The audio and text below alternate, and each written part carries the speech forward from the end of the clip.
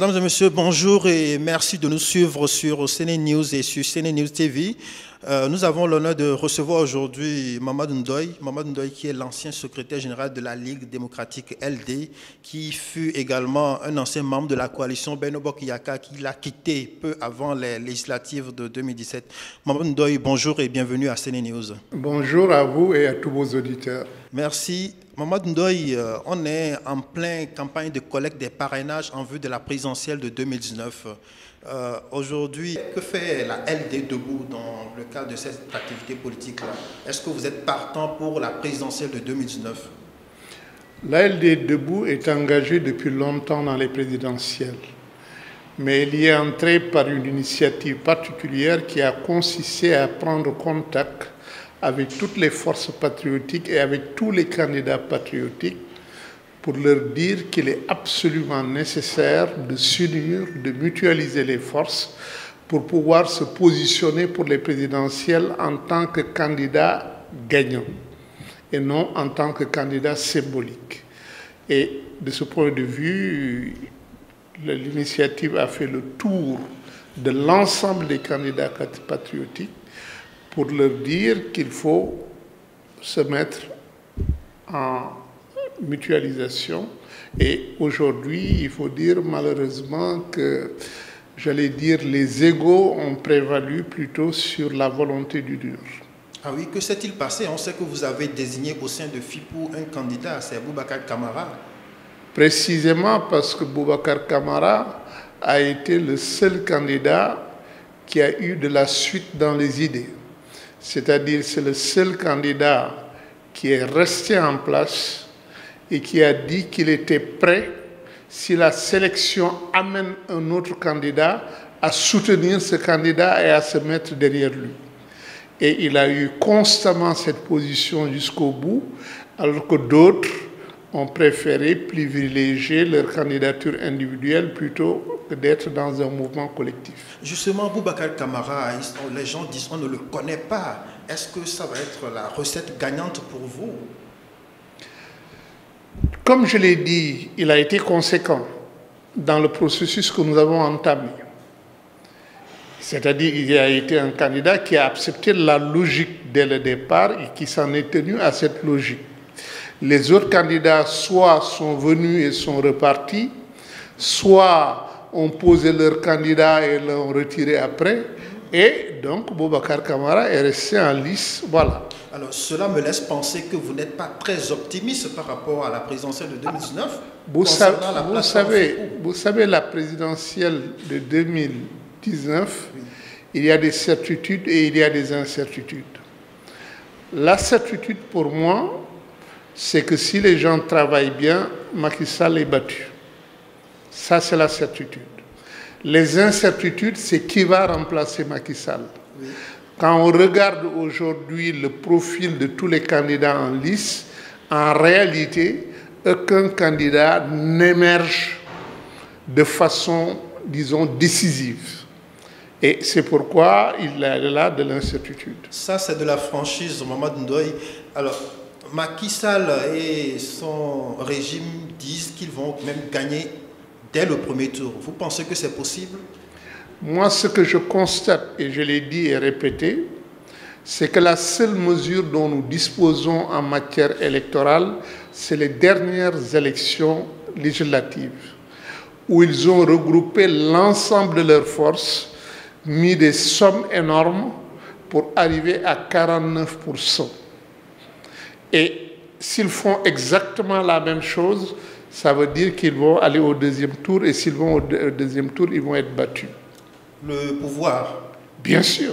Vous dites que vous ne voyez aucun candidat émerger. Bon, est-ce que les candidatures comme celle de Ousmane Sonko, comme celle du professeur Issa Sall, ce ne sont pas des gens qui sont capables de faire du poids face à Macky Sall, par exemple? Vous savez, il ne faut pas confondre en matière électorale capital de sympathie et capital électoral. Nous sommes bien placés pour le savoir. Oui.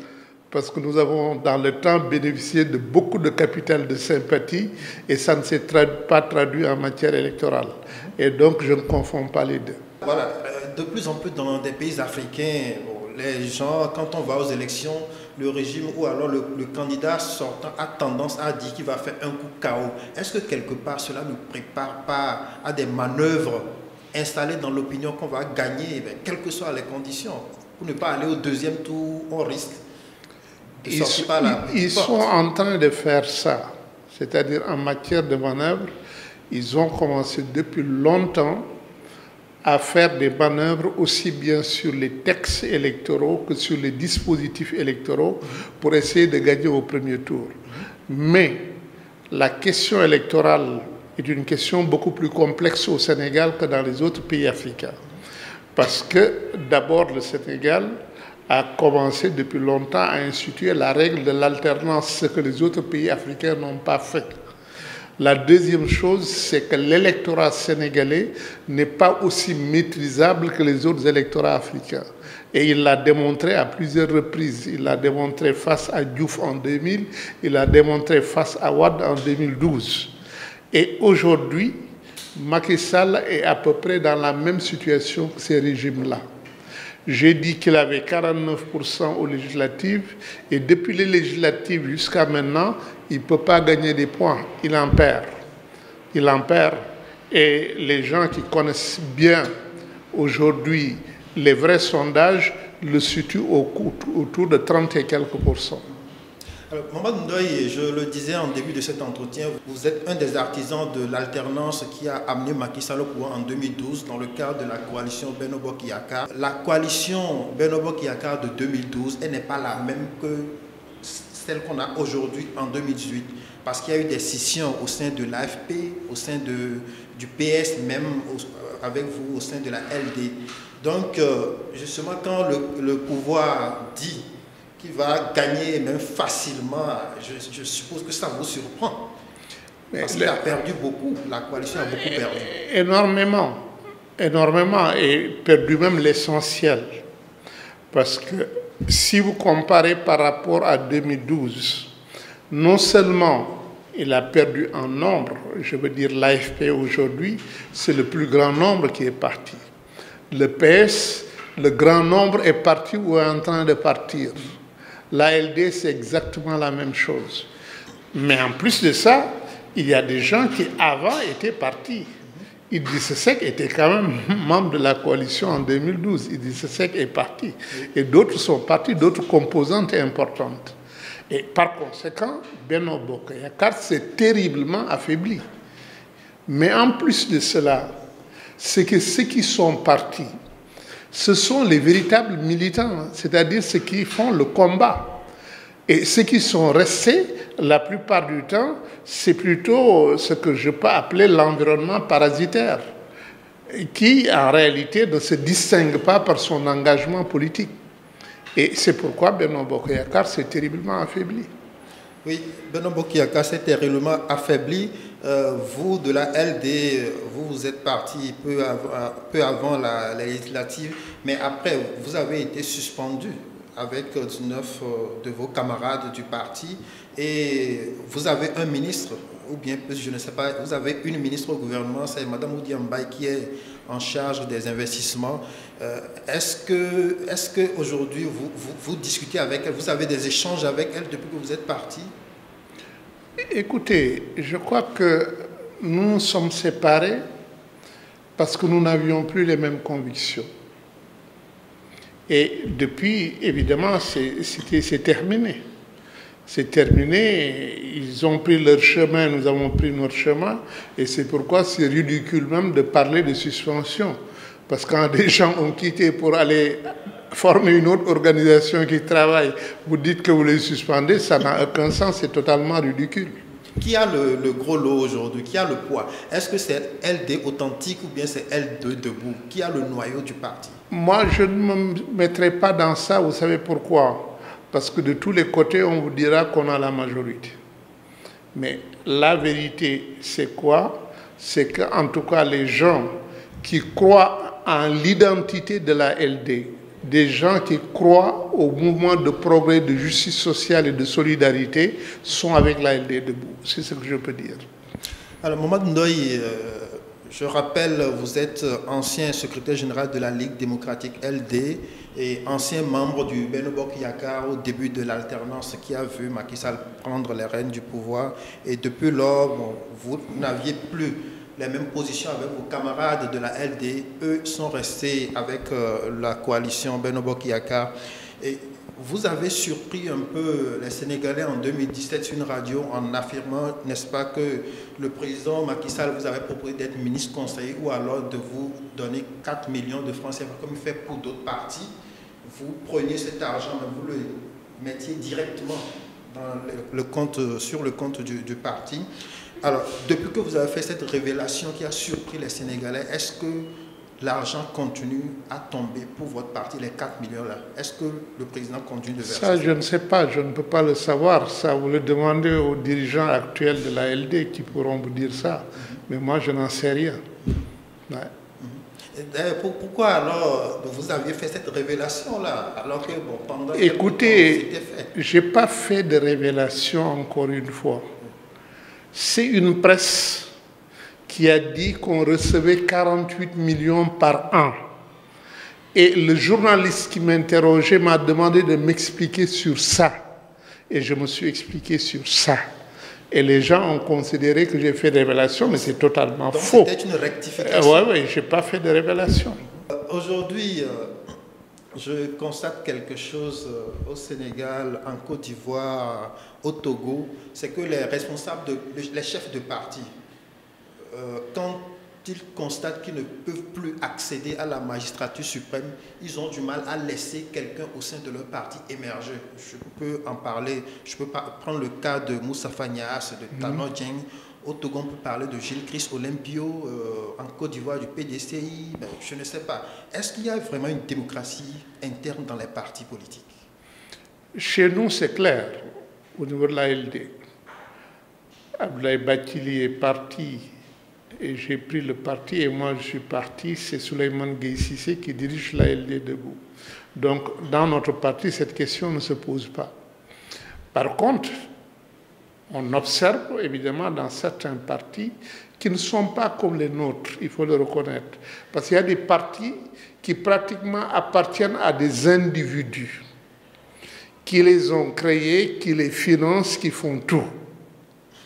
Et c'est difficile dans ces partis-là de parler de démocratie.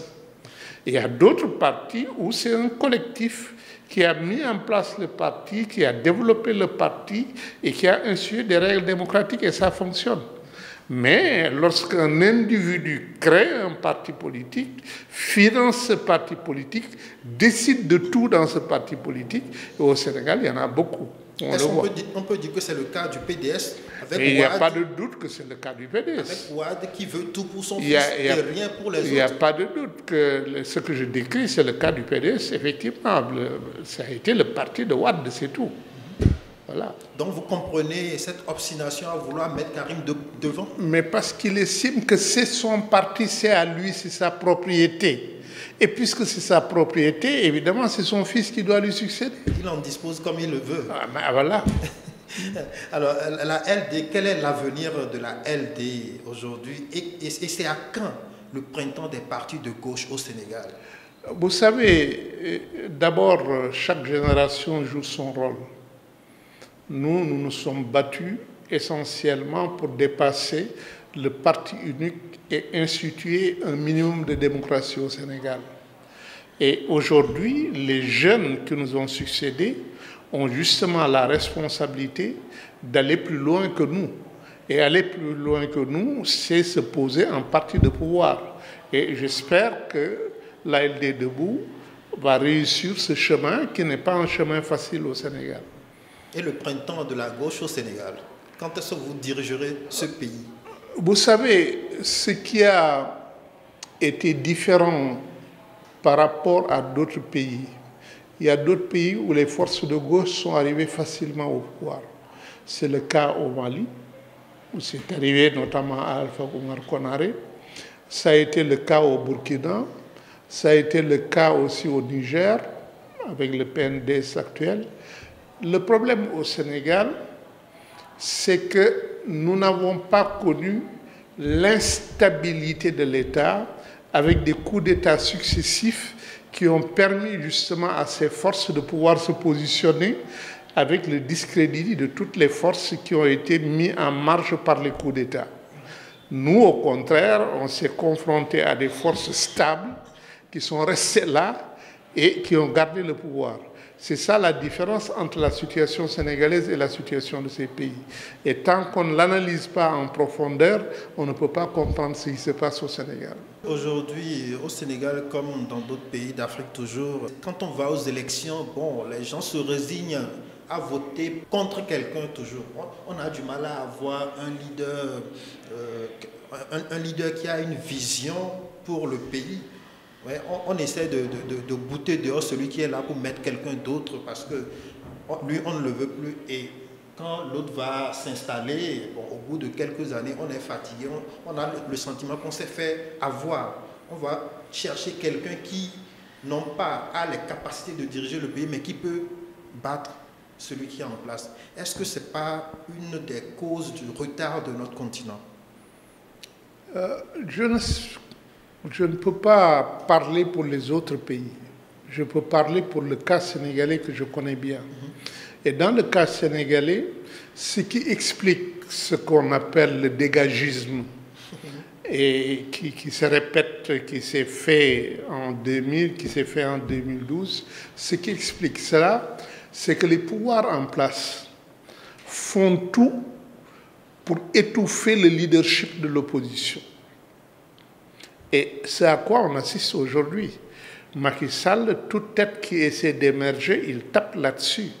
Ce qui fait qu'il n'y a pas une cristallisation du mécontentement autour d'un nouveau projet politique. Et ce qui fait que, d'ailleurs, ça surprend y compris le pouvoir, parce que quand ils ont tapé sur le leadership, ils croient que c'est terminé. Et à ce moment, le dégagisme joue. Mais dans l'opposition, il ne s'est pas affirmé un projet politique qui a cristallisé évidemment les populations. Et ça, c'est ce qu'on peut observer au Sénégal. Et quelle doit être l'attitude de l'opposition pour réussir à réaliser une alternance en 2019? Il y a opposition et opposition. C'est ce que nous avons essayé d'expliquer cette fois-ci. Pour nous, à l'heure actuelle, on n'est pas dans une bataille gauche-droite. On n'est pas dans une bataille libérale socialiste. Parce que quand vous regardez réellement les pratiques des pouvoirs en place, les pratiques d'un pouvoir socialiste étaient libérales et les pratiques d'un pouvoir libéral étaient étatistes, donc plus proches d'un pouvoir socialiste que d'un pouvoir libéral qui aurait laissé le secteur privé développer et tout cela. Donc, ces couleurs-là, apparemment, ne sont que des couleurs de façade et n'ont rien à voir avec les cultures et les pratiques politiques. Les cultures et les pratiques politiques, à l'heure actuelle, sont déterminées par deux choses. Quelles sont les cultures et les pratiques prédatrices? C'est-à-dire des gens qui veulent le pouvoir uniquement pour s'enrichir, enrichir leur famille et enrichir leur clan, d'une part. Et d'autre part, des gens qui ont un minimum de sens de la construction nationale et qu'on appelle les patriotes. Alors, c'est aujourd'hui là que ça se joue. Et c'est pourquoi nous avons dit à tous ces candidats-là, le problème n'est pas de se positionner seulement. Si vous vous positionnez, vous avez le risque simplement de laisser la bataille entre les prédateurs, c'est-à-dire le pouvoir actuel qui est un pouvoir prédateur, mais aussi il y a une opposition prédatrice qu'on connaît du point de vue de l'expérience. Il y en a, je ne dirai pas de nom, mais il existe une opposition prédatrice que non, ce n'est pas un préjugé, c'est à partir de l'expérience du pouvoir aussi. Eh bien, à partir de là, si nous voulons aujourd'hui positionner, il nous faut une troisième voie. Et cette troisième voie, c'est un pouvoir de construction nationale. Et tous les candidats qui se réclament de cette construction nationale, et encore mieux des assises nationales, devraient pouvoir mutualiser leurs forces pour avoir la chance de positionner un candidat au deuxième tour. Et malheureusement, Pour le moment, ça n'avance pas. Est-ce que le PASTEF de Sonko n'est pas dans cette posture de construction nationale? Parce que c'est un peu un parti souverainiste qui plaide pour... Ce n'est pas la position des partis en tant que telle. C'est l'acceptation de la mutualisation avec les autres. Vous avez approché ce parti-là? Il n'y a aucun candidat qu'on n'ait pas approché. Et qu'est-ce qu'ils vous ont donné comme réponse? Ils ont continué leur voie de candidature individuelle. Ils n'ont pas voulu mutualiser les forces avec les autres. Maman Ndoye, ici, on vous demandait de dire quelques points positifs au moins dans la gouvernance du régime actuel. Qu'est-ce que vous donneriez? Écoutez, vous savez, il y a des choses que j'avais applaudies au début. Quand Macky Sall a décidé des bourses familiales, du point de vue de la philosophie que ça porte, c'est-à-dire que c'était une philosophie en Amérique latine. Comme Lula a fait. Oui, Lula l'a fait, mais d'autres pays de l'Amérique latine l'ont fait. Et c'était vraiment une volonté de redistribution vers les pauvres et donc de soulager la pauvreté de la population. Donc c'est une mesure que j'avais largement applaudie. Mais après, quand j'ai regardé la pratique, qui a été une pratique orientée vers une clientèle politique, je me suis dit, ça n'a absolument rien à voir avec ce que j'avais applaudi. Quand on a arrêté Karim Wade et qu'on a commencé, en ce qui concerne la Cour de répression de l'enrichissement illicite, j'ai applaudi. Oui. J'ai dit que c'était une très bonne option. Mais après, quand j'ai vu que dans la liste, on était en train de piocher en fonction des combinaisons politiques qu'on avait réussies ou qu'on n'avait pas réussies, effectivement, j'ai dénoncé ça. Alors même qu'on avait parlé d'une liste de 25 personnes. Voilà, j'ai dénoncé ça. Quand on a mis en place toutes ces structures chargées de lutter contre la corruption, oui, j'ai applaudi. Mais après, quand j'ai vu comment les rapports ont été traités par rapport aux gens qui ont été incriminés, effectivement, pour moi, c'était encore quelque chose de la façade. Voilà le pouvoir de Macky Sall. Oui, malgré tout, aujourd'hui, qu'est-ce qu'il y a de positif? Ce qu'on peut dire qu'il y a de positif, et c'est ça l'ambiguïté ou, si vous voulez, le côté mitigé de la chose, c'est que quand vous trouvez quelque chose de positif, ça comporte en même temps du négatif. Par exemple, la croissance économique. C'est vrai qu'on a eu, du point de vue des taux de croissance, quelque chose d'assez important et qui est à saluer. Mais ce taux de croissance, quand vous le comparez à l'évolution du taux de pauvreté ou à l'évolution du taux de chômage des jeunes, vous dites quel est l'impact de ce taux de croissance? À quoi ça sert finalement? Est-ce que c'est une croissance des capitaux étrangers qui ont investi et qui réexportent la plus-value? Ou bien est-ce que c'est une croissance pour la population sénégalaise? Voilà un peu les problèmes. Alors, Maman Ndoye, vous êtes un expert en éducation, je pense. Le secteur éducatif au Sénégal aujourd'hui, comment vous le regardez sous le magistère de Macky Sall? Vous savez, nous avons plusieurs problèmes avec le secteur de l'éducation, mais je m'en tiens à l'essentiel. L'essentiel, c'est quoi? C'est qu'un système éducatif digne de son nom doit commencer par répondre au droit fondamental à l'éducation pour tous.